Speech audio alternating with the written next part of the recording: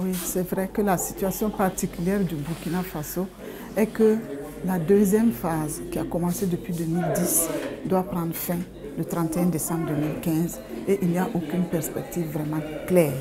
Et dès le départ, c'est-à-dire depuis la phase pilote, le PNUD a appuyé le programme national du Burkina Faso, le programme plateforme multifonctionnelle, en apportant sa propre contribution à travers les fonds propres que nous appelons les fonds TRAC.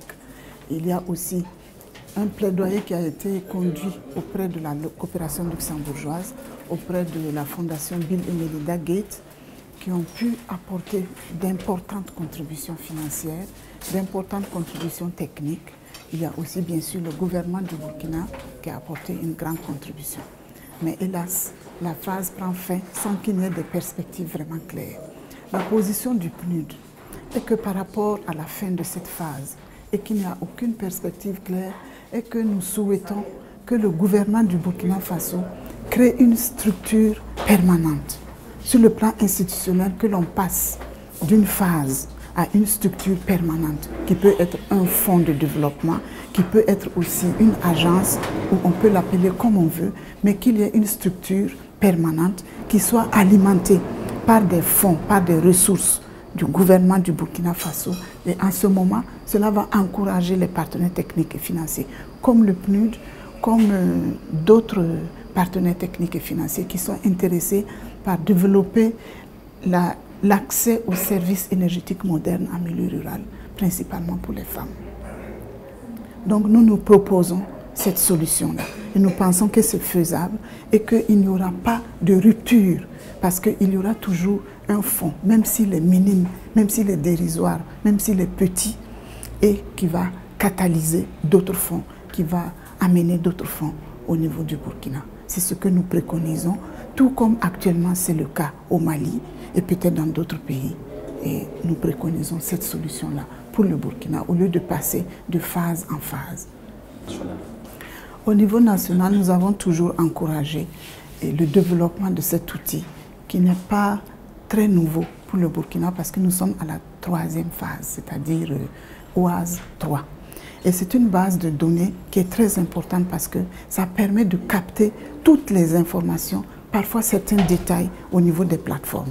Quelle que soit l'efficacité d'un service suivi-évaluation, s'il n'y a pas une base de données qui capte les informations, ça échappe parce que nous sommes des hommes et il y a parfois des gens qui partent, de nouveaux qui viennent, il faut qu'ils puissent travailler sur une base de données.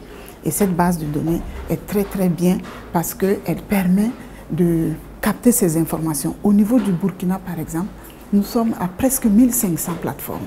Alors, on ne peut pas toujours garder ça dans des archives. Avec la base de données, on peut garder ça autant d'années que l'on peut. Et à mon niveau, ce que j'ai appris aujourd'hui, depuis hier en tout cas, c'est que une base de données doit être vraiment très proche du terrain.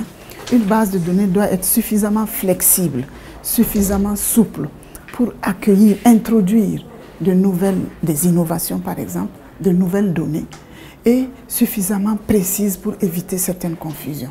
Dès qu'on a ces éléments-là, on peut toujours aller de l'avant. Et je pense que le rôle du PREP est très important parce qu'il est chargé de recadrer les choses selon les spécificités nationales. Et ça, je pense que c'est une très bonne chose. Mais maintenant, il faut pouvoir mettre ça en pratique dans chaque pays, introduire les spécificités de chaque pays.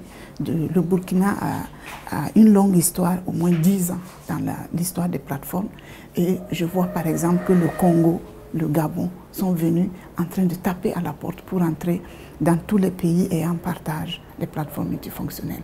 Donc chaque fois, il y a des nouveaux pays qui viennent et qui doivent s'informer, se former.